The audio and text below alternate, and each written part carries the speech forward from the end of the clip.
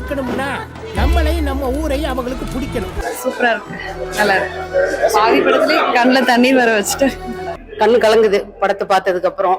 நிறைய இடத்துல எல்லாத்தையும் அழுக வச்சிருக்காரு டைரக்டர் சரவணன். ரொம்ப எமோஷனலா இருந்துச்சு, கொஞ்சம் கண்ணெல்லாம் கலங்கிடுச்சு. எங்க அம்மா எல்லாம் அழுதுட்டாங்க, ரொம்ப ஃபீலா. மாதிரி படம் எந்த படமும் நான் பார்த்ததே கிடையாது ஆயிடுச்சு. இப்படி ஒரு இதா நல்லா சூப்பரா இருக்குது படம். யாரு வேணாலும் வந்து பார்க்கலாம்.